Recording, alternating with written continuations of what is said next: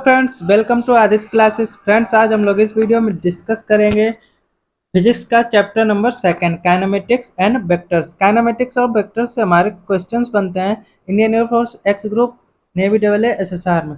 तो जो theory portion है वो हम लोग इस वीडियो में देखेंगे। चैप्टर 2 की क्या क्या थ्योरी होती है, ठीक है। तो first point, mechanics can be divided under to branches. Mechanics को कितने ब्रांचेज में डिवाइड किया गया? टू ब्रांचेज, स्टैटिक मैकेनिक्स और डायनेमिक मैकेनिक्स। तो स्टैटिक मैकेनिक्स में हम उन ऑब्जेक्ट्स की बात करेंगे जो ऑलवेज इन स्टेशनरी मोशन, ठीक है। और डायनेमिक्स मैकेनिक्स में ऑब्जेक्ट हमारा मूव करता है ऑलवेज इन मोशन में, ठीक है। तो नेक्स्ट पॉइंट है, an object is said to be rest it if it does not change its position with respect to time and its surroundings, ठीक है। अगर कोई भी मोशन टाइम के अकॉर्डिंग अपनी पोजीशन चेंज नहीं कर रही है और अपने सराउंडिंग के अकॉर्डिंग पोजीशन चेंज नहीं कर रही है, तो वो हमारी ऑब्जेक्ट कैसी होती है? रेस्ट में होती है। और अगर टाइम और सराउंडिंग्स के अकॉर्डिंग चेंज करती है अपनी पोजीशन, तो वो कैसी ऑब्जेक्ट होती है? वो मोशन में होती है, ओके। ये मोशन समझ में आ गया होगा आपको, रेस्ट समझ में आ गया होगा। और इसकी पीडीएफ हमारे टेलीग्राम चैनल पर हमने डाल दी है, वो आप वहां से देख सकते हैं और डाउनलोड कर सकते हैं, ओके। नेक्स्ट पॉइंट है, rest and motion are relative. It means an object observe in one frame of reference. ये छोड़ दीजिए पॉइंट। नेक्स्ट पॉइंट है, an object can be consider as a point object. एक कोई भी ऑब्जेक्ट है उसको पॉइंट ऑब्जेक्ट कब कंसीडर करेंगे? If during motion in a given time it covers a distance much greater than its. देखो, कोई भी ऑब्जेक्ट को वो पॉइंट ऑब्जेक्ट कब कंसीडर करेंगे? जब वो अपनी साइज से बहुत ज़्यादा डिस्टेंस कवर करे। तो वो अपने साइज के अकॉर्डिंग, मतलब अपनी डिस्टेंस कवर के अकॉर्डिंग उसका साइज छोटा होता है, तो उसको हम एक पॉइंट ऑब्जेक्ट के रूप में कंसीडर कर सकते हैं। नेक्स्ट पॉइंट है, the motion of an object is said to be one dimensional motion. अरे, वन डायमेंशनल मोशन और टू डायमेंशनल आपको पता ही होगा। वन डायमेंशनल मोशन जो एक डायरेक्शन में मूव करे, और इसमें इंपॉर्टेंट पॉइंट्स क्या? हाँ, ये important points. An object moves along A straight line. जब कोई भी ऑब्जेक्ट एक स्ट्रेट लाइन में मूव करती है तो वो वन डायमेंशनल मोशन होती है। Two dimensional motion, if two out of three coordinates, हाँ, मोशन में सॉरी, टू डायमेंशनल में टू कोऑर्डिनेट्स होते हैं और थ्री डायमेंशनल में थ्री कोऑर्डिनेट्स होते हैं, ठीक है। तो जब टू डायमेंशनल में टू को ऊपर नीचे टू डायरेक्शन में मूव करे तो उसको टू डायमेंशनल। थ्री डायमेंशनल में थ्री कोऑर्डिनेट्स मतलब तीन डायरेक्शन में मूव करे। तो इसका इंपॉर्टेंट पॉइंट है, the object move in space. जब भी कोई ऑब्जेक्ट जो स्पेस में मूव करता है तो उसकी मोशन कैसी होती है? थ्री डायमेंशनल मोशन, ठीक है। नेक्स्ट पॉइंट है, the distance travelled by an object is defined as a length of actual path transferred by an object during motion in given interval time. Distance is a scalar quantity. Its value can never be zero and देखो, इसमें केवल इतना important point है कि distance क्या होती है? किसी भी ऑब्जेक्ट के द्वारा जो डिस्टेंस कवर की जाती है वही ऑलवेज डिस्टेंस होती है, ठीक है। इसमें कोई ज़्यादा लॉजिक सोचने वाली बात नहीं है, लॉजिक की बात नहीं। डिस्टेंस हमारी जो कोई भी ऑब्जेक्ट जो होता है वो डिस्टेंस कवर करे वही डिस्टेंस हो। और इस ये distance is scalar quantity. Distance कैसी है? स्केलर क्वांटिटी है।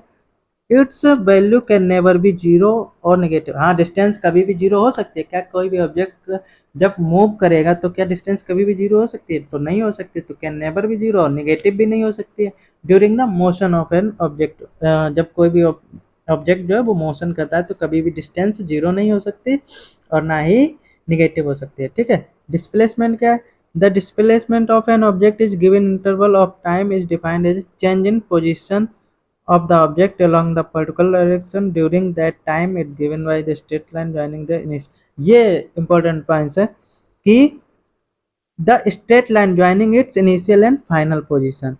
देखो, अगर हम ऐसे, देखो इसमें सिंपल सा पॉइंट है कि अगर हम ऐसे गए, ठीक है, फिर ऐसे चले गए, तो ये यहाँ से यहाँ तक गए और ऐसे गए, ये हमारी क्या होगी? डिस्टेंस हो गई, ठीक है। और जो डिस्प्लेसमेंट होगी वो यहाँ से इतनी, जो इनिशियल और फाइनल पोजीशन के बीच की जो शॉर्टेस्ट डिस्टेंस होती है इसको हम क्या बोलते हैं? डिस्प्लेसमेंट। इनिशियल और फाइनल पोजीशन के बीच में जो शॉर्टेस्ट डिस्टेंस होती है उसी को हम डिस्प्लेसमेंट बोलते हैं, ओके, जिसको हिंदी में विस्थापन बोलते हैं, ठीक है। और जो डिस्प्लेसमेंट होता है वो क्या होता है? Displacement of an object can B positive हो सकता है डिस्प्लेसमेंट, जीरो हो सकता है और निगेटिव भी हो सकता है डिस्प्लेसमेंट। डिस्प्लेसमेंट की तीनों वैल्यू हो सकती है, पॉजिटिव, निगेटिव, जीरो, लेकिन डिस्टेंस कभी भी निगेटिव नहीं होती है, ऑलवेज या तो जीरो होगी, जीरो भी नहीं हो सकती है, पॉजिटिव ही होती है डिस्टेंस अगर मूव करेगा पार्टिकल। ठीक है,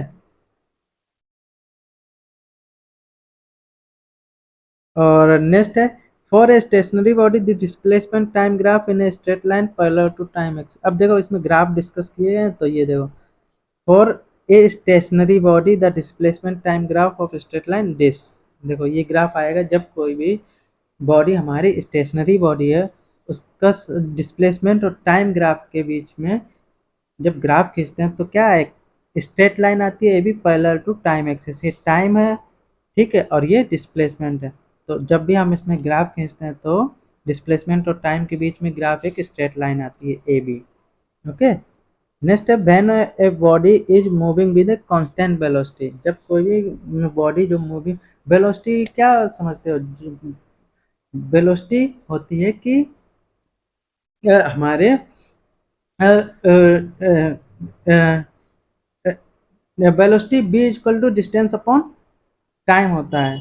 ठीक है, तो किसी टाइम पीरियड में हमारी जो डिस्टेंस कवर किया गया है उसी को वेलोसिटी बोलते हैं, और जब डिस्प्लेसमेंट और टाइम के बीच में ग्राफ खींचा जाता है तो डिस्प्लेसमेंट और टाइम ये, तो ग्राफ हमारा आता है ओ ए। ठीक है, ये भी एक स्ट्रेट लाइन होता है। Okay, when A body is moving with a constant acceleration.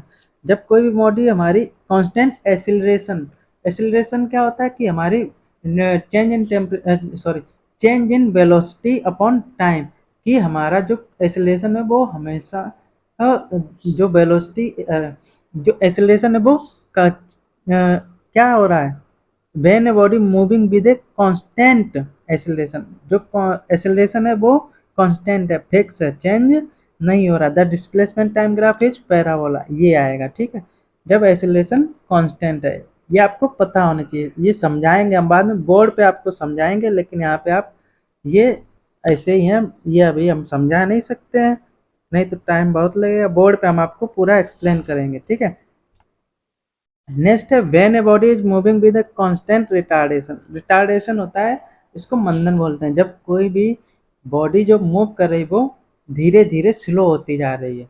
Retardation का मतलब उसकी जो वेलोसिटी है या स्पीड है वो कम होती चली जा रही। तो डिस्टेंस टाइम डिस्प्लेसमेंट और टाइम ग्राफ के बीच में क्या कैसा करवाता है, तो ये डाउनवर्ड ऐसा करवाता है। Okay, downward when a body is, ये डायग्राम देके आपसे क्वेश्चन किए जाते हैं कि बताइए ये ऐसा ऐसी कंडीशन है, आप बताओ कौन सा ग्राफ सही है, ए ऑप्शन बी ऑप्शन, कई सारे ग्राफ दे दिए जाते हैं, आपसे पूछा जाता है। When a body is moving with infinite velocity the time distance curve is straight line A B parallel to displacement axis but such a body is never possible. ऐसी कोई भी बॉडी पॉसिबल नहीं है कि उसकी जो वेलोसिटी वो infinite हो। ठीक है, लेकिन जब भी हम ग्राफ की बात करते हैं तो डिस्प्लेसमेंट के साथ हमारा जो स्ट्रेट लाइन कर्व आता है। नेक्स्ट है the speed of an object is defined as, speed क्या होती है, speed equal to distance upon time. तो rate of change in of position of object in any direction, तो speed equal to distance travelled upon या time taken. ठीक है, तो speed क्या होती है, is a scalar quantity, it can be zero positive but never negative. तो speed कभी भी नेगेटिव नहीं हो सकती। ओके, हमारा यूनिफॉर्म स्पीड, यूनिफॉर्म स्पीड और वेरिएबल स्पीड। यूनिफॉर्म स्पीड वो होती है जब हम समान वेग से या समान स्पीड से चलते चले जाते हैं, मतलब स्पीड हमारी कोई भी चेंजमेंट नहीं होती। अगर हम 15 किलोमीटर पर सेकंड से जा रहे हैं तो 15 किलोमीटर पर सेकंड से चलते चले जाएंगे, और अगर चेंज करते हुए जा रहे हैं तो उसको हम कभी 10 कभी 15 कभी 30 किलोमीटर, तो उसको वेरिएबल स्पीड बोलते हैं। An object is said to be moving with a uniform speed if it covers equal distance in a equal interval of time, मतलब समान समय में समान डिस्टेंस कवर करे तो उसको यूनिफॉर्म स्पीड बोलते हैं। हाउएवर स्मॉल दीज इंटरवल में भी, इसका कोई मतलब नहीं, An object, next point, an object is said to be moving with a variable speed if it covers equal distance in a unequal interval. मतलब इसका कहने का है यूनिफॉर्म में तो समान इंटरवल में, मतलब इक्वल टाइम पीरियड में हमारी इक्वल डिस्टेंस कवर करे, और वेरिएबल स्पीड में हमारा टाइम चेंज हो जाए, और इसकी जो वेलोसिटी है वो भी, जो डिस्टेंस है वो इक्वल डिस्टेंस ना कवर करें। ठीक है, मतलब डिस्टेंस जो है वो कम ज्यादा कवर करे उसी टाइम इंटरवल में। अब नेक्स्ट पॉइंट है average speed. Average speed of an object is to for the given motion is defined as the ratio of total distance traveled by the object to the total time taken. Average speed simple सा formula है, speed is equal to time, distance upon time, तो total distance travel और total time taken. इसमें कोई भी ज़्यादा सोचने वाली बात नहीं है कि एवरेज स्पीड कैसे फाइंड आउट करते हैं, कि दोनों जितनी स्पीड दी गई हो सभी का सम और अपान में जितना टाइम और total time. Average speed harmonic mean, ये और ये दोनों पॉइंट इंपॉर्टेंट है। कब ये वाला फॉर्मूला यूज होगा, कब ये वाला। तो average speed harmonic mason when a body travel equal distance with speed v1 and v2, मतलब कोई भी ऑब्जेक्ट जो है वो क्या समान डिस्टेंस चेंज कर रहा है v1 स्पीड से और v2 स्पीड से, तो उन दोनों उस बॉडी की एवरेज स्पीड क्या होगी। मतलब कह रहा है कि अगर मान लीजिए 16 किलोमीटर डिस्टेंस है, और अगर वो v1 वेलोसिटी और v2 वेलोसिटी से ये डिस्टेंस कवर कर रहा है, ठीक है, तो उसकी एवरेज स्पीड क्या होगी, तो वो होगी 2/b is equal to 1/v1 plus 1/v2। ठीक है, नेक्स्ट पॉइंट है average speed and average of speeds when a body travels for equal time with speed v1 and v2, the average speed v is equal to arithmetic mean of the two speeds। तो ये क्या होगा, v is equal to v1 plus v2। इसमें क्या points, when a body travel for equal time, जब कोई भी body जो है वो कब इक्वल टाइम के लिए ट्रेवल करती है विद स्पीड v1 और v2, मतलब इसमें टाइम जो है वो चेंज नहीं हो रहा है, वेलोसिटी चेंज हो रही है। तो ये कब फॉर्मूला यूज होगा, v equal to average velocity v equal to v1 plus v2। ओके, और देखो इसमें ये कब यूज होगा, जब टाइम हमारा चेंज नहीं होता है, और ये कब यूज होगा, जब हमारी डिस्टेंस चेंज नहीं होती। दोनों में डिफरेंस समझ लो, इसमें इक्वल डिस्टेंस है, इसमें इक्वल टाइम है। ठीक है, और इसमें ये तो आपने समझ लिया होगा। ठीक है, जब भी हमारा वेलोसिटी विथ कांस्टेंट डिस्टेंस या इक्वल डिस्टेंस, तो हमारा ये फॉर्मूला यूज होगा, और इक्वल टाइम दिया गया और एवरेज वेलोसिटी पूछी जाए तो हमारा ये फॉर्मूला यूज होगा। अब नेक्स्ट है this speed is same as average of speed. Next point है the speed of an object at a given instant time is called instantaneous speed v equal to ds upon dt। The velocity of an object is defined as the time rate of displacement object। कुछ नहीं है ये, uniform velocity और variable velocity ये दी गई। If an object undergoes equal displacement in a equal interval of time is said to be moving with a uniform velocity. If an object undergoes unequal displacement, ये आप समझ लेना, पता नहीं क्या है यूनिफॉर्म वेलोसिटी और वेरिएबल वेलोसिटी, बाद में समझाएं। ये एवरेज वेलोसिटी क्या होती है, total displacement upon total time. Velocity का फार्मूला सिंपल सा होता है डिस्प्लेसमेंट अपॉन टाइम, तो average velocity total displacement. The velocity of an object given instant, ये आपके में ये आप वेलोसिटी के साथ ग्राफ दिए गए, ये देख लो, ये वेलोसिटी के साथ वेलोसिटी और टाइम के साथ में ग्राफ दिए गए हैं, ये आप देख लो, इसकी पीडीएफ निकाल के आप पढ़ लेना, रीड कर लेना। ओके, वेलोसिटी और टाइम, स्लोप ऑफ देखो अब इसमें देखो slope slope of displacement time graph gives average velocity. Slope of velocity time graph gives average acceleration. The area of velocity time graph with time axis gives total distance covered by the body. When a body is dropped freely from the top of the tower and another body is projected horizontally from the same point, both will reach the ground at same times. देखो, अगर कोई भी body जो है वो freely drop की जाए, ठीक है, और उस फ्रीली कहाँ टॉप से फेंकी जाए, गिराई जाए टॉवर के, और दूसरी बॉडी वहीं से प्रोजेक्ट की जाए, मतलब प्रोजेक्टाइल मोशन जब पढ़ाएंगे उसमें प्रोजेक्टाइल समझ में आएगा। प्रोजेक्टेड मीन्स होता है कि ऐसे फ्रीली छोड़ दें, ठीक है, तो वो क्या होगी, ड्रॉप्ड फ्रीली। और अगर हम फेंक दें ऐसे कर, प्रोजेक्ट कर दें, मतलब किसी एंगल पे फेंके, तो दोनों का जो सेम टाइम पे हमारी ग्राउंड पे गिरेंगी आके। ओके, नेक्स्ट पॉइंट है, in case of motion under gravity motion is independent of mass of the body, that is heavy light body dropped from the same height, they reached ground simultaneously with the speed because time taken by the body reached ground 2h upon g। देखो ये question समझने वाला, ये case, in case of motion under gravity, जब कोई भी things है, object है, ग्रेविटी के अंडर में मोशन कर रहा है, तो क्या होगा, motion is independent of mass of the body. Motion जो होती है, मोशन बॉडी के मास पर डिपेंड नहीं करती है। इफ ए हैवी और light body are dropped from the same height, अगर कोई भी भारी चीज है और हल्की चीज है, दोनों को सेम हाइट से गिराएं, they reached ground simultaneously with same speed because time taking by the body is to reach the ground 2h upon G. तो वो हमेशा ग्राउंड पर सेम टाइम पे ही गिरेंगे, लेकिन उनकी स्पीड क्या होगी, उनकी स्पीड होगी अंडर रूट 2h अपॉन जी। कभी ये पूछा जाए तो ये formula under root 2h upon G, speed is equal to under root, sorry, ये टाइम टेकन, ये क्या होगा, स्पीड सेम होगी because time taking by the body reach the ground is, ये टी होगा, T is equals to under root 2h upon G. Okay, T is equal to under root 2h upon G.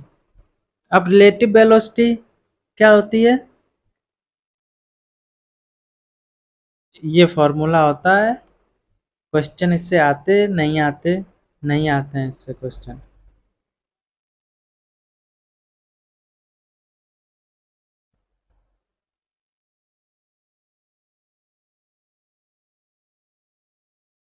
अब देखो ये पॉइंट देखो, if two bodies A and B are moving in opposite direction, अगर दो object हैं opposite direction में move कर रहे हैं, तो उनकी जो वेलोसिटी है, फर्स्ट की वेलोसिटी u है, सेकेंड की b है, तो दोनों की जो रिलेटिव वेलोसिटी हो जाएगी वो दोनों का एड हो जाएगा, ठीक है। ये आप समझ सकते हो कि जब आप ट्रेन में बैठे हो या बस में बैठे हो, तो आप इधर से जा रहे हो और वो उधर से जा रही, तो हमको कैसा दिखता है कि बहुत तेज से एकदम से बस निकल गई दूसरी वाली, तो उसमें क्या होता है, हमारी जो वेलोसिटी होती है वो दोनों ऑब्जेक्ट्स की ऐड हो जाती है। If the two bodies A and B are moving with velocity u and v the same direction, the relative velocity respect to u minus b, और जब दोनों सेम डायरेक्शन में मूव करते हैं तो दोनों की रिलेटिव वेलोसिटी क्या होती है, माइनस हो जाती है। देखो अगर ये यहाँ पे नहीं समझ में आ रहा है तो आप इसकी पीडीएफ टेलीग्राम चैनल से डाउनलोड कर सकते हो। ओके, द एक्सेलरेशन, अभी हमारे पास इतने सोर्सेस नहीं है कि हम इसमें इसको आपको अच्छे से ब्लैक बोर्ड, डिजिटल बोर्ड पे समझा सकें। अब व्हाइट बोर्ड पे पीडीएफ आपको समझ में आएगी नहीं, क्योंकि हम मोबाइल से ही रिकॉर्ड कर रहे हैं।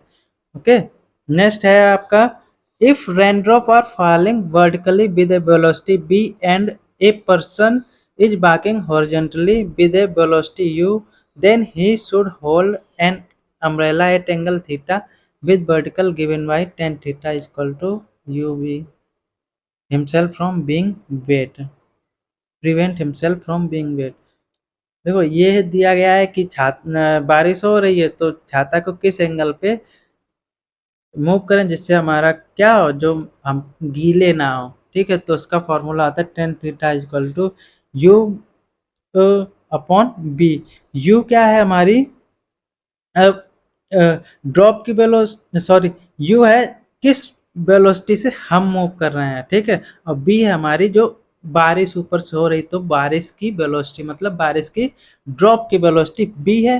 तो किस एंगल पे हमको छाते को, अम्ब्रेला को रखना चाहिए, टेढ़ा रखना चाहिए, तिरछा रखना चाहिए, तो वो बताया गया इसमें, ठीक है। क्वेश्चन आ जाए तो कर लेना, अब ऐसे इससे कोई चांसेस नहीं है आने के, बस ये समझा दे रहे हैं आपको, okay. Next, the acceleration of an object is defined as a time rate of change velocity of the object. Acceleration क्या होता है? Change in velocity upon time. A is equal to v2 minus v1 upon t. अब देखो acceleration क्या है, is A vector quantity, acceleration एक vector quantity है। Acceleration is positive if the velocity is increasing. Acceleration positive negative हो सकता है, ठीक है, पॉजिटिव नेगेटिव होता है जब एक्सेलरेशन कब पॉजिटिव होगा, जब हमारी वेलोसिटी इंक्रीज होगी, और अगर हमारी वेलोसिटी डिक्रीज हो रही तो वो उसको हम रिटार्डेशन बोलते हैं। ये ऊपर अभी डिस्क्राइब किया गया था ना। तो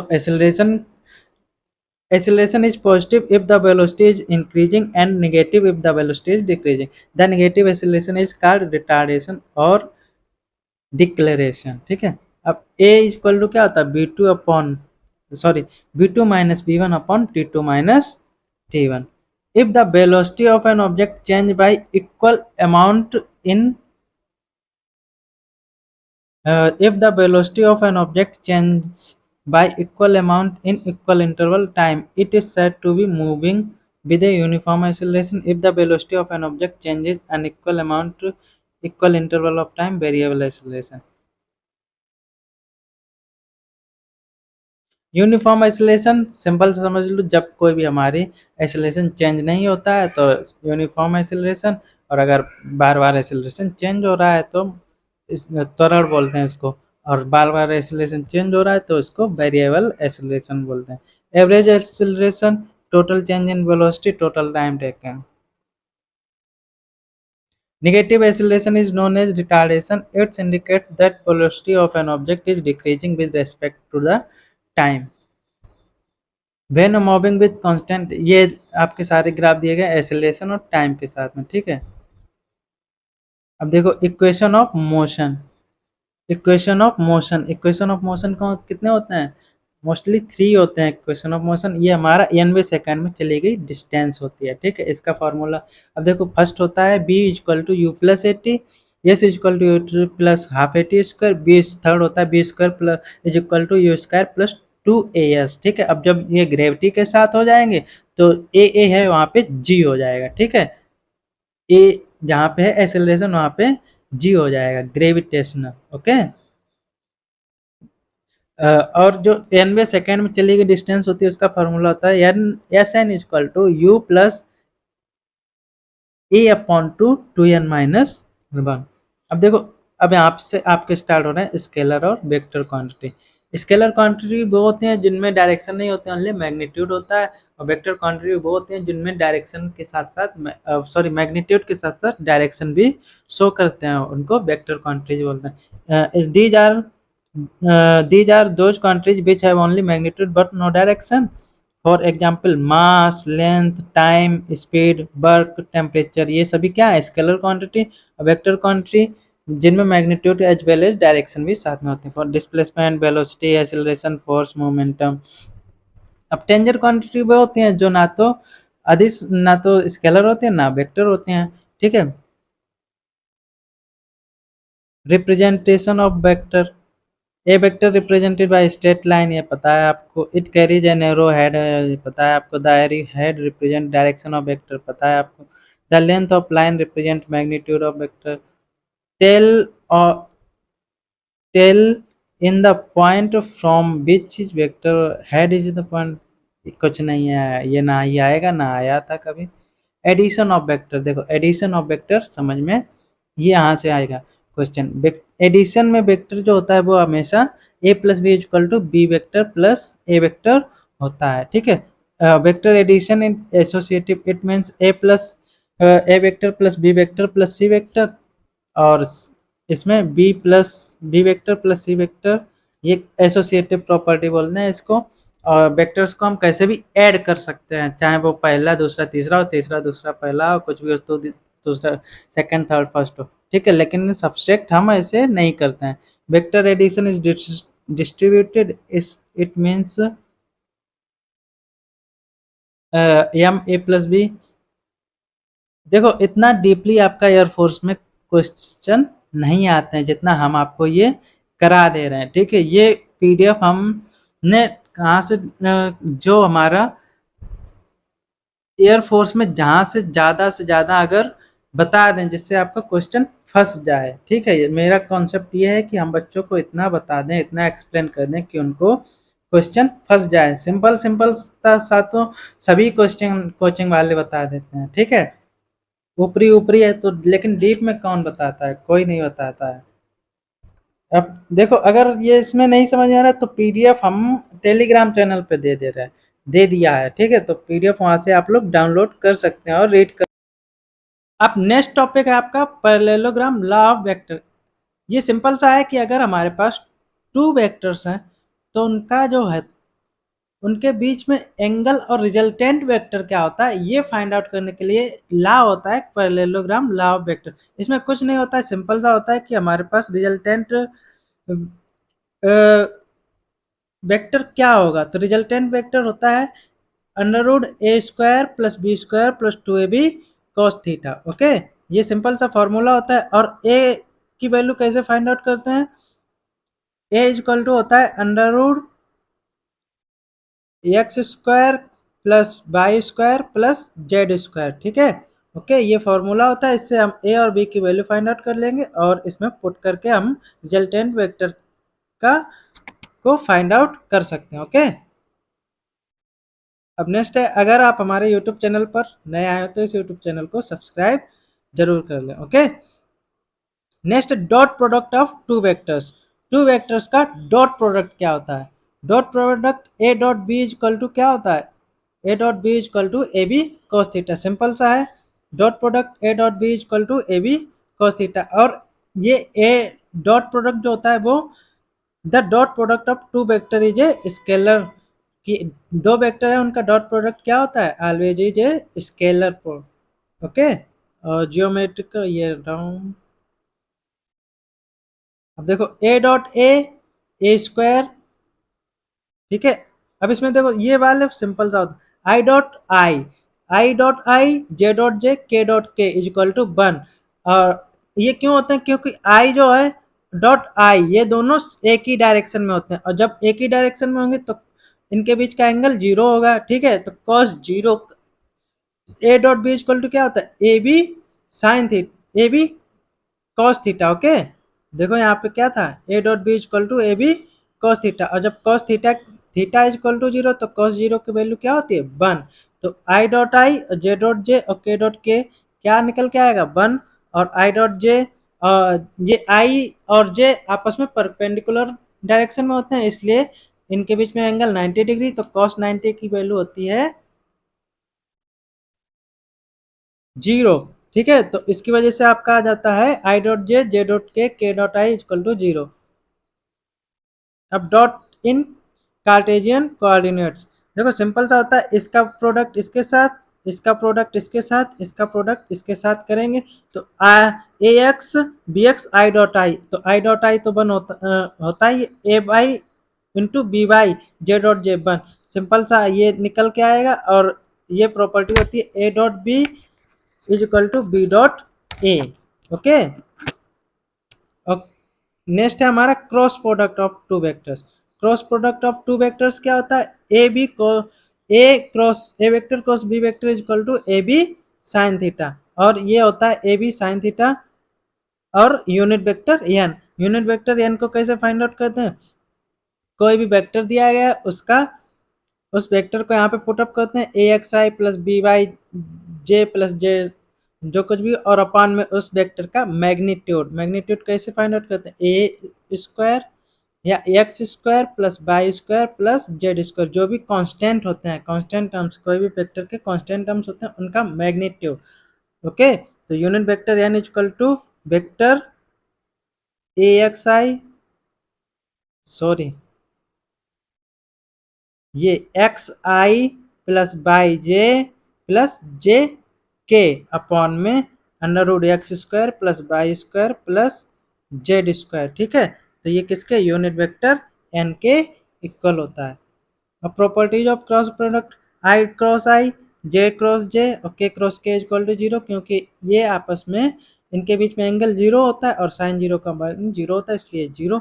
और i dot i equal to k, ये देखो हमेशा इस टाइप से चलते हैं, यहाँ पे आई, ये जे, ये के। जब भी आई डॉट जे करते हैं तो के वैल्यू आती है, के डॉट आई करते हैं तो जे वैल्यू आती है, जे डॉट के करते हैं तो आई वैल्यू आती है। लेकिन जब ये एंटी क्लॉकवाइज डायरेक्शन में हो जाते हैं तो क्या होता है माइनस के, जैसे J dot I, sorry J cross I तो minus K, I cross K minus J और जे क्रॉस आई माइनस के।